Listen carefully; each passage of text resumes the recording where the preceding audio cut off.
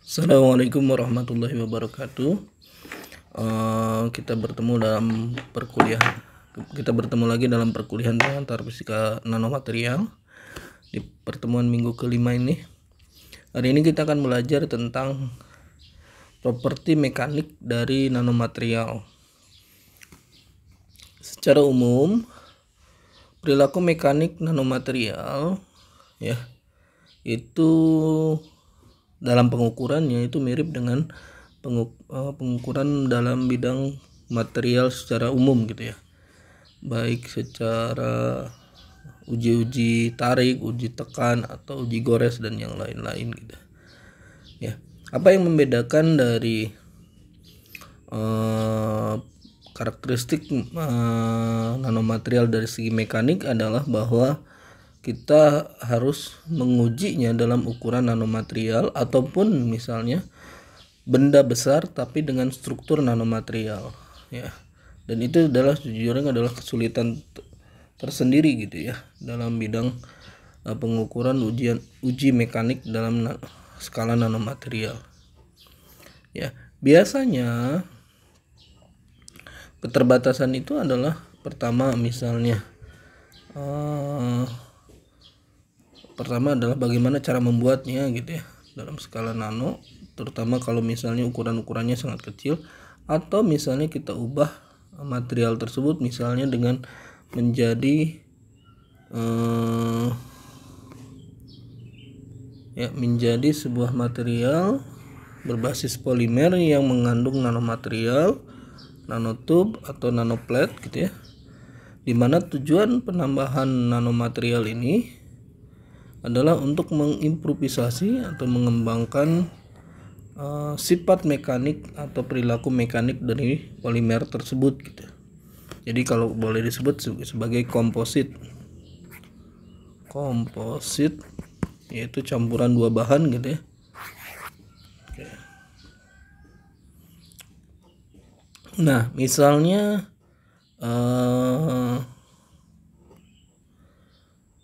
kita buat, kalau ini komposit, kalau material yang kedua adalah sebenarnya dia adalah metal tetapi strukturnya nano gitu. Jadi dia terdiri dari partikel-partikel ya yang saling beraglomerasi gitu ya. Dan ketika dia memiliki kita ukur gitu ya perilakunya, dia memiliki sifat yang berbeda dengan bulk padatan besarnya gitu ya. Apa yang dimaksud dengan perbedaannya sendiri sebenarnya lebih kepada terutama lebih kepada deformasi plastiknya ya, dimana sifat yang tadinya metal itu ditarik kemudian patah gitu ya, tetapi kalau misalnya diubah menjadi nanomaterial dia akan lebih panjang proses penarikan strainnya gitu ya, jadi penambahan panjangnya gitu.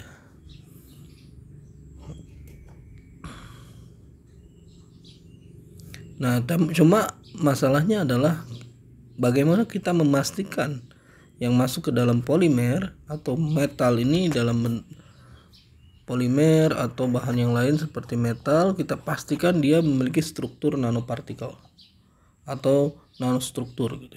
Jangan-jangan nanti dia menjadi butiran besar gitu ya, partikel yang dimasukkan menggumpal gitu, sehingga justru dia tidak akan diterima sebagai nanomaterial atau nanokomposit gitu. Jadi itulah tantangan terbesar dalam bidang pengukuran uji mekanik dalam nanomaterial.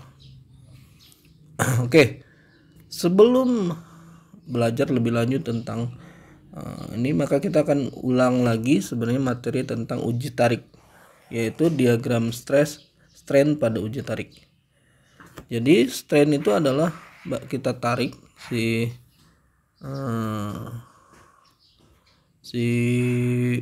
bendanya gitu ya. Misalnya kita punya sebuah batang besi, kita tarik dengan panjang delta L, penambahan panjangnya delta L. Kemudian kita hitung strainnya, yaitu perbandingan antara delta L penambahan panjang terhadap L panjang awal. Kemudian kita ukur stresnya. Stres itu adalah kemampuan benda tersebut menerima gaya. Stresnya atau gaya lah, gaya persatuan luas gitu ya. Ini adalah epsilon ya, ini adalah stres ya. Itu adalah kekuatan yang diterima oleh benda dibagi luas permukaan stres. Dan kita hubungkan, kita lihat ternyata ada dua daerah yang secara bisa kita lihat, daerah deformasi elastis ya, yang daerah kedua adalah daerah deformasi plastis ya. Kalau ini adalah deformasi elastis, yang satu lagi adalah deformasi plastis. Bedanya adalah pada daerah deformasi elastis itu dia hubungan antara stres dan strainnya itu linear ya, sedangkan pada daerah plastis atau deformasi plastis itu bukan non linear tetapi lebih kepada banyak hal yang intinya adalah terjadi perubahan fase, bukan fase ya, perubahan struktur.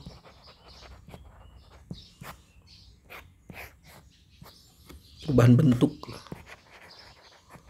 Apa maknanya? Kalau linear itu ketika kita lepas stresnya atau strainnya, maka dia akan balik lagi ke posisi semula ya. Jadi misalnya panjangnya adalah 5 cm, kemudian kita uji 5,1, 5,2 masih daerah elastis, maka dia akan, ketika kita lepas stresnya atau strainnya, maka kita akan dapatkan dia akan balik lagi ke posisi semula. Tapi kalau misalnya melewati daerah elastis dan masuk ke daerah plastis, maka ketika kita tarik setelah 5,5, maka dia tidak akan balik lagi ke posisi semula gitu ya, tapi menjadi bentuk yang baru. Itulah yang disebut sebagai deformasi plastis. Secara umum pada daerah deformasi elastis itu masih mengikuti hukum Hooke, di mana hukum Hooke itu artinya adalah dia dapat dianggap sebagai sebuah pegas gitu ya, dapat dianggap sebagai konsep pegas gitu ya, dimana ketika kita tarik dia akan balik lagi ke posisi semula gitu. Oke, sedangkan plastis sudah terjadi perubahan struktur dalam dalam skala struktur kristalnya atau ikatan-ikatan polimernya gitu ya, gitu dan seterusnya. Nah, setelah melewati daerah elastis ya, maka terjadi peralihan daerah deformasi plastik. Jadi dari daerah elastik dan plastik, maka titik di mana peralihannya itu kita sebut sebagai yield stress. Yield stress ini melambangkan besaran kekuatan maksimal di mana ya, kekuatan maksimal dari material sehingga terjadi perubahan dari elastik ke plastis gitu. Walaupun sebenarnya yield stress ini juga masih bias ya. Kenapa? Karena sebenarnya sudah terjadi deformasi plastik, tetapi juga masih mengalami deformasi elastis gitu. Jadi masih kecil sih, sekitar 1-2% mulai terjadi plastis ya, deformasi plastis. Nah, ya. Dan ketika sudah deformasi plastik, dia tidak reversible materialnya. Bahkan ketika misalnya dia ditarik lebih panjang gitu ya, maka dia akan mencapai titik maksimalnya di sini. Tarik panjang maka titik maksimalnya, kemudian tarik lagi maka dia ruptur itu runtuh atau putus gitu. Itu ya.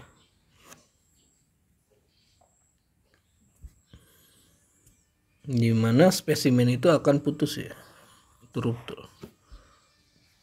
Nah, ini adalah diagram stress strain pada metal atau logam secara umum.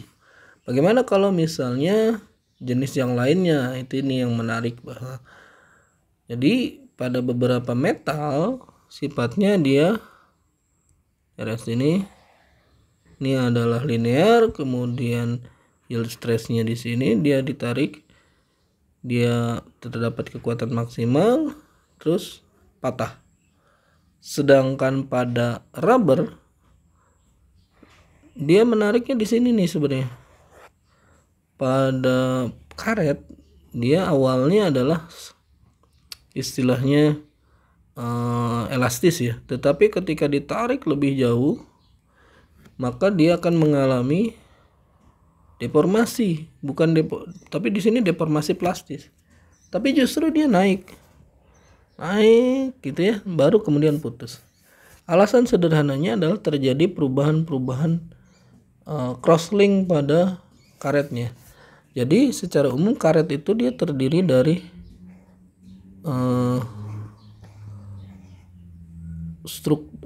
ikatan-ikatan polimer ya, polimer yang acak, dan di setiap pertemuan antara rantai polimer dengan rantai polimer yang lain disambungkan oleh dengan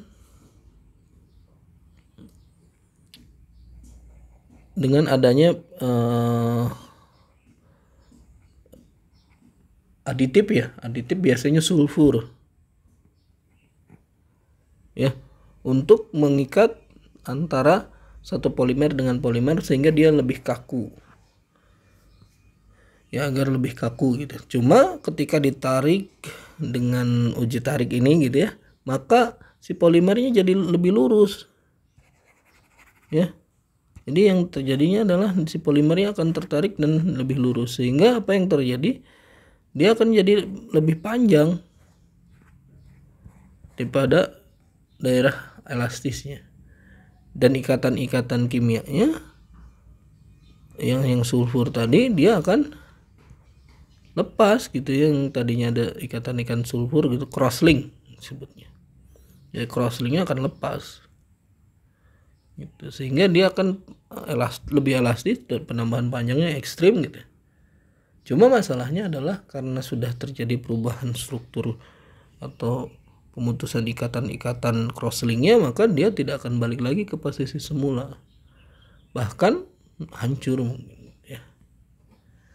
Oke, yang ketiga adalah kolagen. Kolagen ini biasanya perilakunya itu pada makhluk hidup sebenarnya ya. Kolagen itu kulit manusia, kemudian daging, kemudian yang lain, sifatnya dia unik.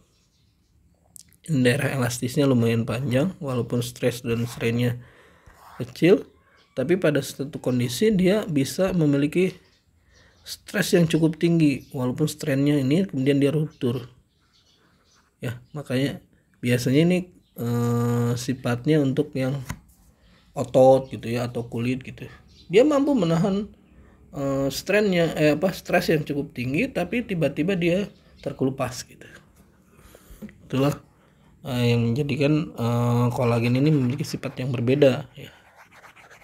Secara umum ada 3 jenis kurva ya, gitu ya, yang bisa kita pahami. Pertama adalah jenis metal, jenis karet, dan jenis kolagen. Dan ini kenapa penting dipelajari, karena ini adalah sifat atau perilaku dari material nano secara umum gitu ya. Nah, pertanyaannya, apa yang menyebabkan perbedaan ketiga ini? Adanya daerah elastis, yield stress gitu ya. Jadi yield stress sebenarnya lebih didapatkan di kurva metal dan rubber aja ya. Setelah itu dia deformasi. Sama si rubber juga, kolagen juga sama, cuma nggak ada yield stress ya. Ini juga nggak ada yield stress. Mungkin di sini ya yield. Enggak ada. Ya. Nah, ternyata ini berkaitan dengan deformasi. Ya. Deformasi. Ya. Nah, secara umum deformasi itu terjadi pada dua benda, ya. Umumnya adalah pada kristal. Yang kedua terhadap amorphous. Ya, kristal itu adalah gambaran tentang susunan atom yang periodik, berulang dan periodik. Sedangkan amorphous itu adalah susunan atom yang acak. Ya. Yang acak. Dimana kita sudah pelajari ini di zat padat gitu ya, sama di semikonduktor gitu. Jadi pada kristal ya itu terjadi pada daerah sifat partikelnya adalah sifat materialnya pada metal ya. Susunan atomnya dia tersusun berulang dan periodik gitu. Tetapi yang amorphous itu biasanya terjadi pada keramik. Dan perilaku deformasi material ini, deformasi mekanik pada material ini umumnya karena dua hal ini, karena kristal dan bagian amorphosnya. Nah, jadi secara umum ketika terjadi perubahan bentuk benda karena uji tarik, uji tekan, kemudian juga uji puntir, atau intinya adalah segala uji mekanik gitu ya, perubahan terjadi itu karena dua hal ya, karena kristalnya atau karena amorphosnya atau susunan atom yang kita sebut, kalau terjadi pada kristal disebutnya sebagai dislokasi, di mana misalnya ada kristal terdiri dari ini, ketika yang atas ditarik ke kanan, yang bawah ditarik ke kiri, maka terjadi dislokasi, perpindahan. Gitu. Dislokasi. Dan ini biasanya berlaku pada metal.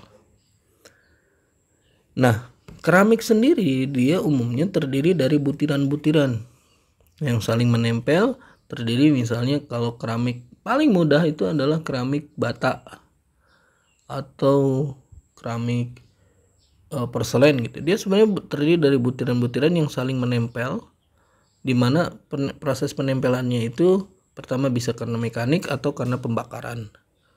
Nah, yang ketika menempel itu berarti dia menempel hanya di bagian-bagian permukaannya saja. Ya, karena menempel hanya di bagian-bagian permukaan saja, berarti kalau misalnya keramik itu kita tekan, maka pergeseran itu hanya bagian permukaan saja. Ya, ini berpindah misalnya, berpindah. Jadi semua proses pergeseran itu dipengaruhi oleh interaksi antara batas butir masing-masing partikel. Berarti deformasinya itu karena grain boundary. Gitu ya. Grain boundary. Jadi kalau yang metal itu karena kristalnya yang bergeser, kalau keramik itu butirannya bergeser, sehingga yang terjadi adalah interaksi antara batas butirnya. Jadi mekanisme deformasi pada plastis itu dipengaruhi oleh dua. Pertama oleh kristal, yang kedua adalah batas butir. Nah, pertanyaannya adalah bagaimana kalau misalnya terjadi deformasi plastis ketika ukurannya semakin kecil? Jadi ukuran partikelnya makin kecil. Apa yang terjadi? Ketika ukuran partikelnya makin kecil,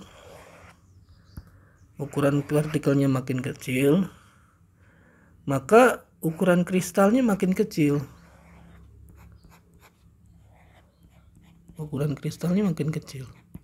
Tetapi batas butirnya,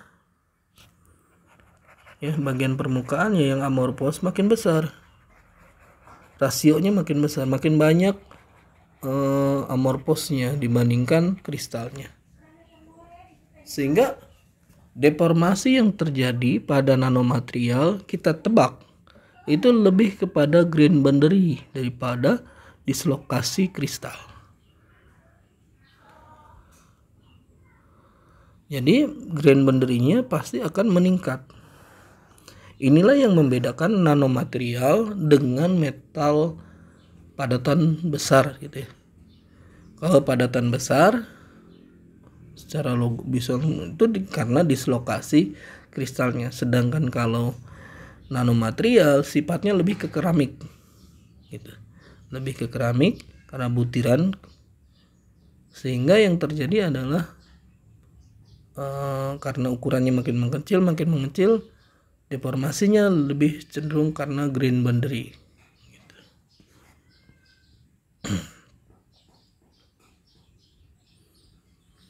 Oke ya.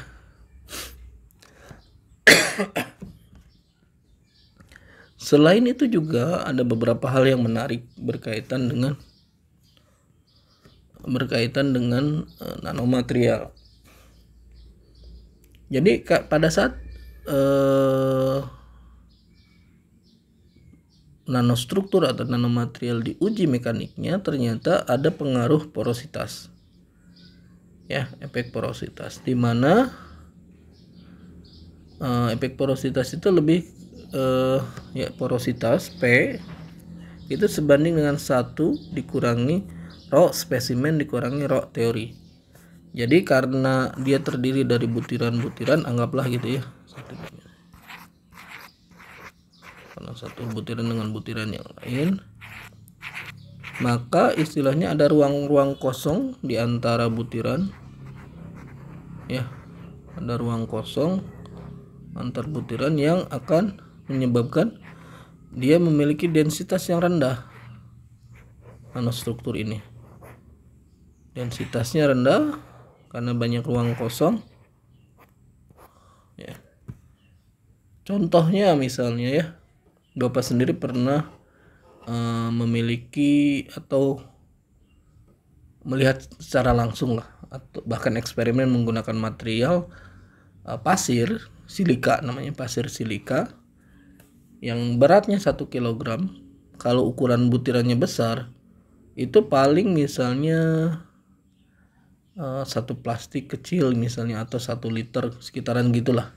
Jadi kalau butiran besar 1 liter, tetapi kalau dia buat nano dengan ukuran sekitar 40 nanometer, yang tadinya ukurannya 1 liter volumenya, sekarang dia menjadi 1 karung besar ya. Ukurannya mungkin saja sekitar 1 meter kubik, kira-kira sekitar gitu. Artinya apa? Artinya masanya tetap, tapi volumenya makin membesar gitu ya. Artinya rho spesimennya makin kecil ya, dibandingkan rho teorinya gitu. Yang teori itu maksudnya adalah bulk besar, padatan besar. Apa yang terjadi? Maka porositasnya itu akan mendekati 1. Jadi rho sama dengan 1 dikurangi rho kecil, nilainya kecil, ininya kecil, dibagi ini besar, ini sangat kecil sekali, sehingga nilai ini akan mendekati 0, sehingga nanti rho itu akan mendekati nilainya 1. Artinya apa? Hampir seluruhnya adalah ruang kosong. Jadi kalau nanostruktur akhirnya adalah hampir seluruhnya seluruhnya ruang kosong, bahkan mendekati sekitar 99% adalah ruang kosong, terutama untuk ini ya, bentuk tuh.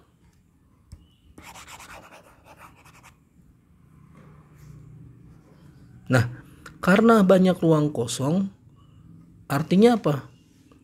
Pergerakan dari partikel ini akan bisa bergerak kemana saja ya, dan karena dia interaksinya lebih ke permukaan, proses ikatannya pun menarik. Jadi energinya akan diterima oleh si partikel, digunakan untuk mengubah struktur amorfosnya, ikatan-ikatan kimianya.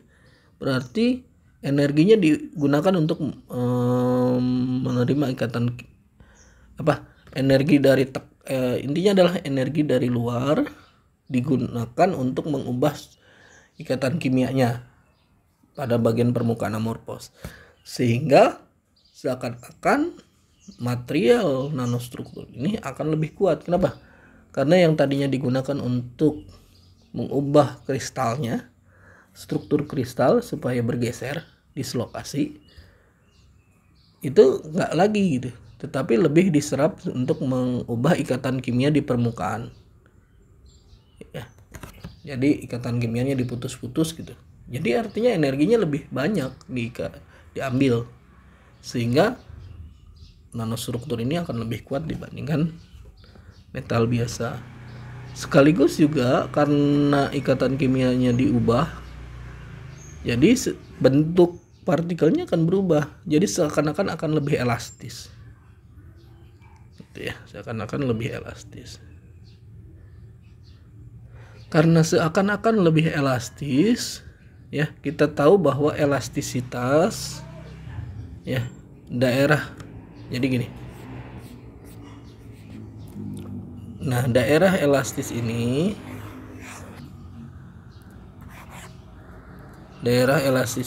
dihubungkan oleh persamaan, namanya bahwa stres itu sebanding dengan strain. Ya, stres sebanding dengan strain, di mana konstanta penghubungnya itu adalah E. E-nya ini adalah konstanta Young. Ya, konstanta Young. Nah, konstanta Young ini ternyata dipengaruhi oleh porositas. Jadi konstanta Young ini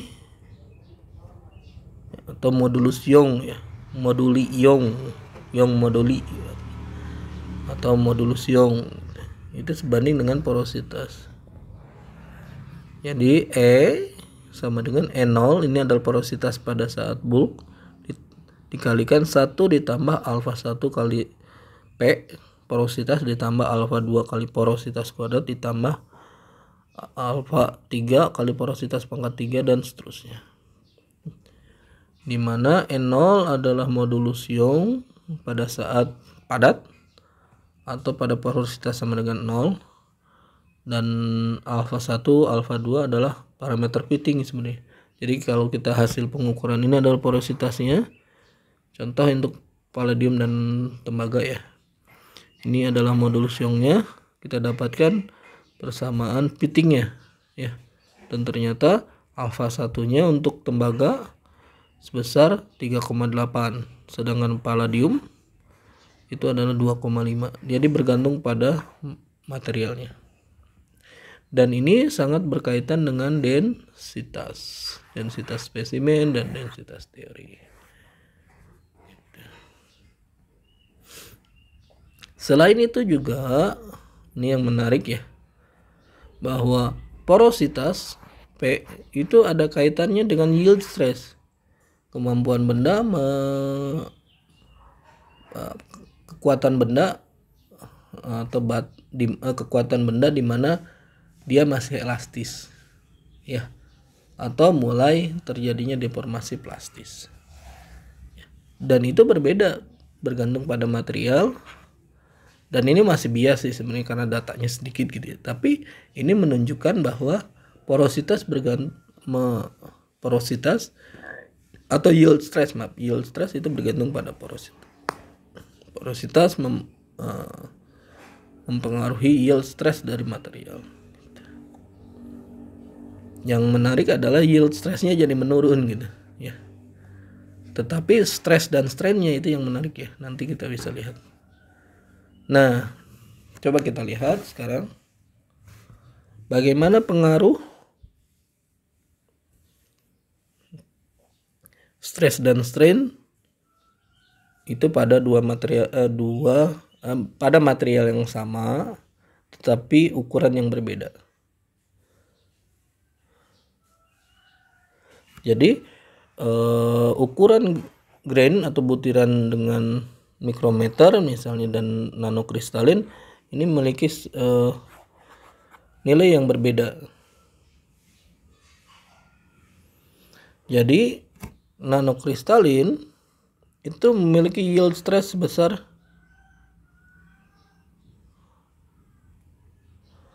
259. Nah, ini berarti yield stress untuk nanokristalin di sini. Kemudian sedangkan untuk butiran-butiran besar yield stressnya hanya 52 di sini. Ya. Jadi sifat elastisnya meningkat, daerah elastisnya makin lebar.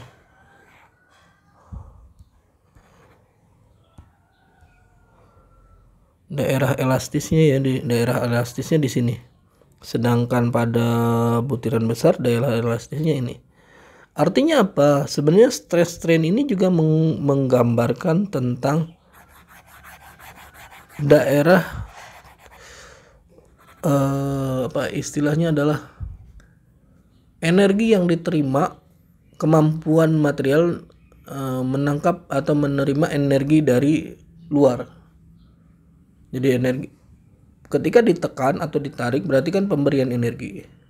Bagaimana material itu mendapatkan energi lebih besar, gitu ya, energi lebih besar kalau misalnya ukurannya nano. Jadi kalau ukuran nano ini tadi istilahnya apa? Mikrometer. Mikro. Jadi kalau mikro dia ukuran ininya kecil, daerah tangkapannya di sini aja. Energinya kecil. Sedangkan nano penerimaan energinya lebih besar gitu. Jadi dia tetap masih elastis. Jadi ketika dia dihilangkan energi dari atau tekanan dari luar, tarikan dari luar, maka dia akan balik lagi. Daerah stressnya masih ini. Sehingga ini menarik kalau misalnya kita aplikasikan dalam benda-benda misalnya untuk permesinan gitu ya. Jadi dia rentang kerjanya masih luas gitu. Ya, walaupun spesifik gitu ya, tapi rentang kerjanya mungkin luas. Jadi kalau butiran-butiran logam itu diperkecil, kemudian kita gabungkan menjadi nanostruktur gitu ya, dia akan memiliki daerah elastis yang lebih lebar daripada bulknya gitu. Oke.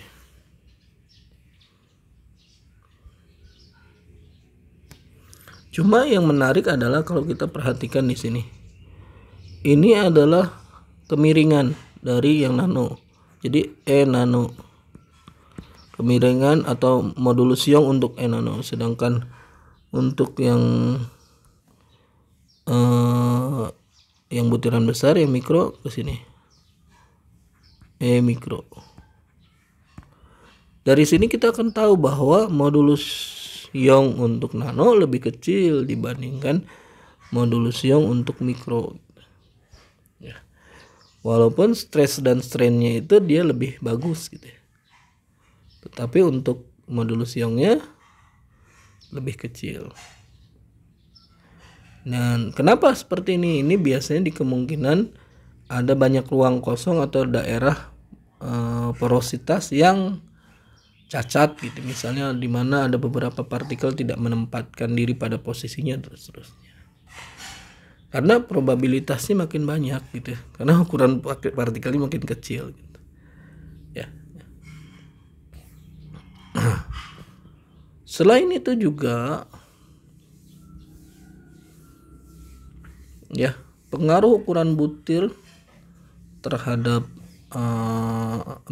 pengaruh ukuran butir terhadap yield stress itu digambarkan dalam bentuk hubungan Hall patch ya, dimana persamaannya sigma y yield stress yang baru itu sebanding dengan yield stress yang lama ditambah konstanta K dikalikan D pangkat minus 0,5. D nya ini adalah butiran, dimana K nya adalah konstanta. Dari sana kita akan dapatkan ini hasil eksperimen yang cross, yang Hall patch-nya yang garis merah. Nah, artinya yield stress juga dipengaruhi oleh grain ukuran butir gitu ya. Selain juga, tapi coba kita perhatikan ada perbedaan antara simulasi dengan eksperimen. Apa yang menyebabkan hal ini terjadi? Ya, biasanya karena ada beberapa deformasi tadi, yang biasanya deformasinya karena dislokasi. Ya, dislokasi ini adalah butiran nanopartikel, ukurannya sekitar kemungkinan sekitar 10 nano. Yang menarik adalah ada terjadi dislokasi karena gliding, karena climbing. Ini biasanya berkaitan dengan bentuk dari partikelnya, jadi diubah gitu ya. Ada yang bergeser gitu. Jadi tadinya gini, kemudian bergeser gitu ya. Ini ke sini gitu.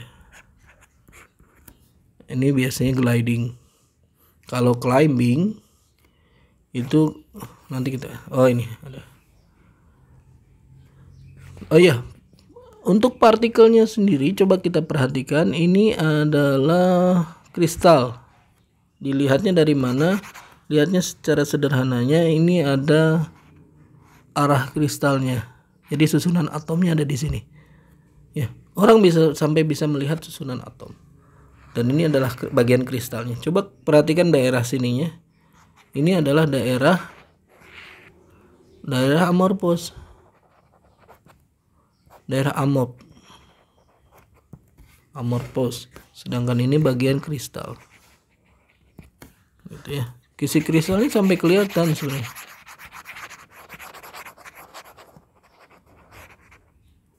Ya. Nah, oke. Jadi tetap ada dislokasi gitu ya. Ya ini proses gliding. Ya, ini gliding, ini climbing gitu ya. Bedanya adalah kalau gliding hanya bergeser. Gitu ya. Sedangkan climbing bentuknya berubah. Ya, di mana partikel-partikelnya sumbu X-nya dan sumbu Y-nya berbeda sekarang. Dan ini kita sebut sebagai dislokasi climbing. Sedangkan karena pergeseran bidang, ini berarti gliding. Nah, bedanya adalah kalau gliding itu karena perpindahan atom secara bidang. Kalau misalnya climbing itu adalah perpindahan atom secara difusi. Kok bisa difusi? Itu artinya atomnya berpindah gitu ya, terhadap masing-masing atom. Sedangkan kalau gliding itu satu bagian bidang dengan bagian yang lain. Sedangkan ini atomnya saling menyusun diri ulang, berpindah. Jadi, karena berpindah, ini sifatnya lebih kepada difusi. Kalau ini lebih kepada bidang. Ini ke sini, yang ini ke sini. Jadi berdifusi. Gitu. Ya.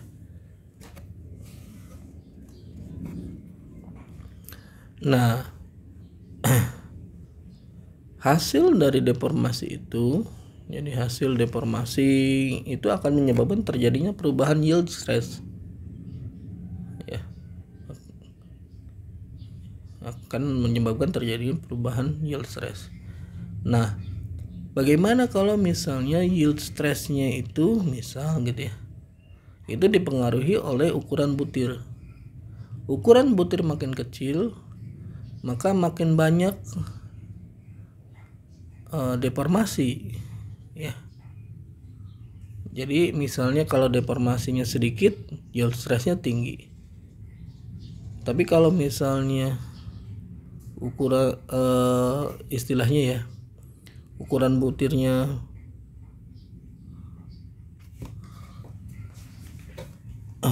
ini adalah ukuran butir. Jadi kalau ke sini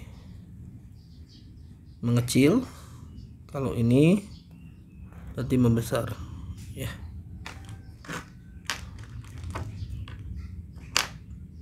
Oke. Kalau ini makin besar, kalau ini makin kecil. Ya, kalau ukuran butirnya makin kecil, maka jumlah dislokasinya itu makin sedikit. Kenapa? Karena lebih banyak grain boundary. Sedangkan kalau ukuran butirnya makin besar, makin banyak dislokasi karena ukuran kristalnya makin besar. Dari sini kita akan dapat kesimpulan bahwa dengan membuat ukuran butir makin kecil, maka yield stressnya itu akan naik. Ya, yield stressnya akan naik. Maaf. Jadi yield stressnya akan naik. Jadi ukuran butir makin kecil, yield stressnya makin naik. Cuma masalahnya yang menarik adalah ternyata dia berundak-undak, makin gini dan makin. Itu biasanya lebih kepada perilaku atau rasio rasio kristal dalam partikel dibandingkan dengan bagian amorphous pada permukaan grain boundary-nya.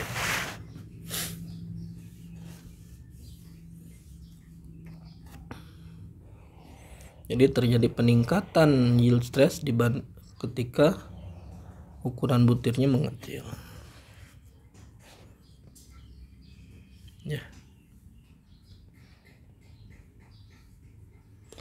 Jadi yang menarik dari ukuran butir mengecil itu ya karena makin kecil ukuran, proses dislokasinya itu tidak mungkin terjadi. Kenapa? Karena hampir seluruh partikel itu ternyata adalah amorphous atau grain boundary gitu. Walaupun ada bagian kristal-kristal gitu. Ya. Jadi intinya adalah karena bagian kristalnya makin mengecil, sedangkan grain boundary-nya tetap atau makin banyak gitu ya, sehingga proses dislokasi makin sedikit gitu ya, dislokasi pada kristalnya, bagian kristal. Jadi bagian kristal ini adalah batas butir, ini adalah bagian kristal, ini bagian kristal, ini batas butirnya gitu. Jadi makin sedikit kemungkinan dislokasi pada kristalnya. Jadi lebih banyak kepada grain boundary yang sifatnya adalah menyerap energi gitu ya, menyerap energi untuk merubah ikatan-ikatan kimia pada grain boundary tersebut gitu ya. Tapi yang menarik adalah ada anomali pada hubungan antara yield stress dengan ukuran butir. Maaf, bukan yield tapi kekerasan. Ya. Ada batas ukuran di mana kekuatan benda itu makin meningkat ketika ukuran butirnya mengecil. Dia kekuatannya meningkat, hardness-nya. Tapi pada ukuran butiran tertentu ya, biasanya di sekitar 20 nano ternyata terjadi penurunan hardness ya. Jadi pada sekitar 20 nano terjadi penurunan hardness. Ini biasanya berkaitan dengan yang kita sebut sebagai inverse half-edge relation ya. Dimana yang tadinya D pangkat minus 0,5 menjadi D pangkat 0,5 gitu. Nah, kenapa hal itu terjadi? Sebenarnya lebih kepada nanti kita akan lihat bahwa inverse half-edge relation atau hubungan inverse half-edge gitu, itu berkaitan dengan jadi mekanisme deformasi karena batas butir yang sering jadi pada batas butir tersebut deformasinya hanya batas butir, tidak ada kristal, dislokasi kristal. Tetapi itu jadi kelemahan. Kenapa? Karena amorphous, dia bisa bergerak kemana saja. Jadi yang tadinya dia makin meningkat kekuatannya gitu, pada batas sekitar 20 nano itu dia berubah menjadi apa istilahnya itu makin liquid gitu. Bisa berubah bentuk. Yang tadinya misalnya dia adalah bulatan, ketika ditekan dia akan jadi pipih, gitu ya, jadi pipih. Dan itu yang menyebabkan terjadi inverse Hall-Page relation atau hubungan Hall-Page, gitu ya. Nah, ini dijelaskan oleh Nabarro-Herring atau Kolbe, gitu ya. Dan itu ternyata ini berkaitan dengan volume diffusion. Jadi terjadi difusi dalam ini. Jadi partikelnya, si atom-atomnya itu berdifusi ke arah kanan. Jadi kalau ditekan dari arah atas, jadi partikel atom-atomnya itu berdifusi ke arah kanan atau jadi pipih gitu ya. Jadi kalau kita punya benda bulat gitu ya, diamorphos, ketika ditekan dia bukannya pecah atau misalnya menyusun diri, tapi dia justru ukurannya jadi berubah jadi elips gitu atau yang jadi datar gitu ya. Nah, karena proses difusi itulah yang ternyata itu menyebabkan ada terjadinya laju deformasi. Ya, dimana ternyata itu berkaitan, laju deformasi ini berkaitan dengan koefisien difusi volumenya dan berkaitan dengan ukuran butir. Jadi ukuran butir, jadi epsilon dot itu sebanding dengan d volume per d kuadrat. Makin kecil ukurannya maka proses difusinya akan makin lebih cepat. Sedangkan untuk Coble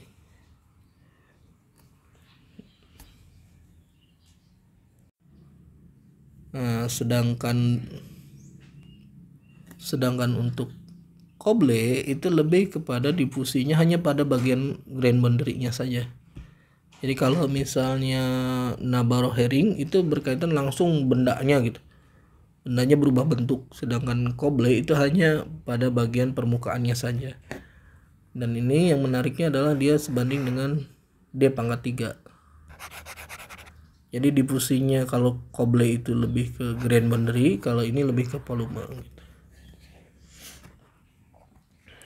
Contoh misalnya ini ada arah deformasinya ke sini, maka dia akan berubah bentuk misalnya menjadi ke sini ya. Jadi kalau dalam ini berarti climbing gitu ya, mirip dengan climbing. Atau misalnya deformasi karena mekanisme grain boundary-nya. Jadi ini kalau ditekan ya, jadi ada bagian yang berubah bentuk dan terjadi perubahan orientasi gitu, sehingga deformasinya jadi berubah ke sini. Bentuknya tidak berubah, tetapi orientasinya bisa jadi berubah.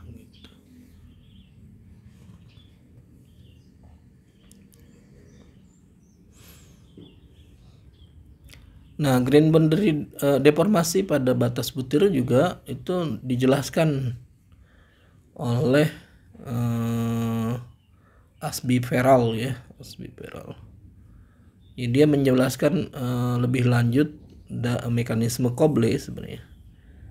Alasannya adalah karena Coble lebih kepada hanya grain boundary saja, sedangkan Asby-Farrell ini dia menjelaskan bagaimana interaksi antara rasio grain boundary terhadap bagian volume bagian dalam gitu ya, sehingga yang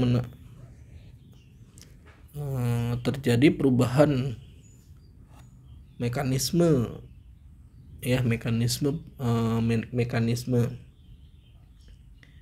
deformasi batas butir itu berdasarkan waktu. Jadi berdasarkan waktu, jadi ada butuh waktu lah, intinya adalah terjadi peristiwa perubahan orientasi atau perpindahan partikel gitu ya. Jadi kan terjadi perubahan partikel, orientasi partikel di sini gitu ya.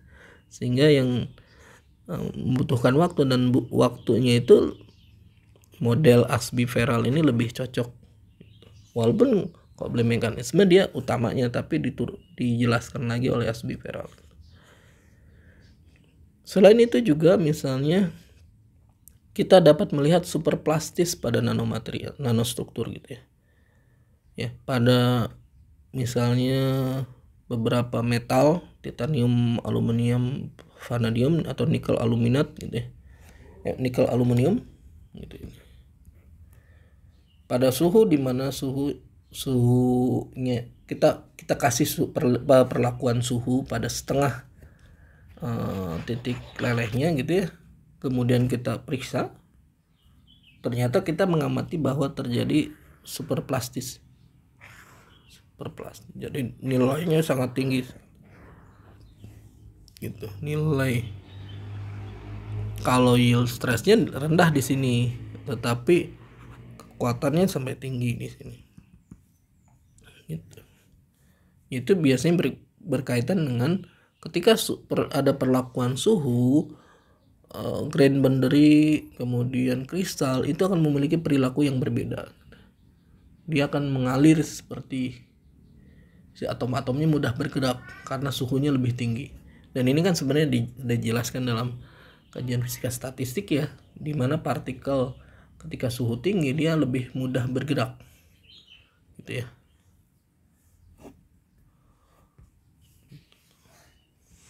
Nah, apakah terlihat superplastis pada nanostruktur ya? Contohnya misalnya zirconia ketika dikasih yttria sebesar 5%. Ini misalnya pada kita gunakan zirconianya ukurannya mulai dari 45 sampai 75 nano. Ketika diberi perlakuan suhu yang berbeda, ini suhunya adalah 1330 Kelvin. Yang satu lagi ini adalah 1400 Kelvin. Ternyata hasilnya juga jauh gitu. Kelihatan terjadi superplastis gitu. Apa manfaatnya ketika kita beri perlakuan seperti ini? Beri perlakuan seperti ini sebenarnya kita ingin mendapatkan material yang perilakunya yang struktur kristalnya berbeda nanti. Grain boundary-nya berbeda, struktur kristal berbeda karena butirannya sendiri kan berbeda. Jadi ketika superplastis dia akan memiliki bentuk interaksi antara batas butirnya berbeda gitu. Ya.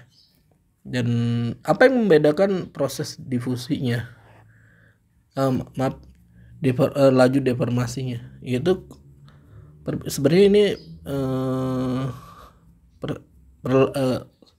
keberlanjutan dari persamaan Nabarro-Herring ya. Ya, ini bergantung pada n. Jadi sigma pangkat n per depth kuadrat gitu ya. Nah, kalau misalnya n-nya 1 hanya untuk difusi atau grain boundary. Sedangkan kalau n-nya 2 itu untuk dislokasi. Gitu.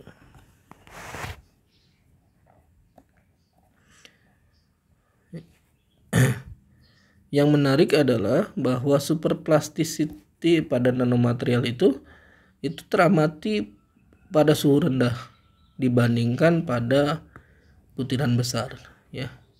Alasannya adalah karena pada nanomaterial, nanostrukturnya itu grain boundary-nya lebih banyak dibandingkan kristalnya gitu. Sehingga lebih liquid, hampir mirip, boleh dikata lebih liquid, si atom-atomnya dapat berpindah gitu. Sehingga dia akan meningkatkan proses deformasi karena grain boundary.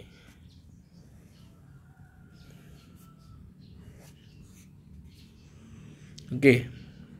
Nah, dapatkah kita memanfaatkan nanopartikel gitu ya dalam kehidupan sehari-hari selain daripada yang tadi dijelaskan pada bidang metal? Kemudian kan kita harus sintesis dulu ukuran partikelnya sampai nano gitu, kemudian kita gabungkan menjadi partikel struktur besar gitu.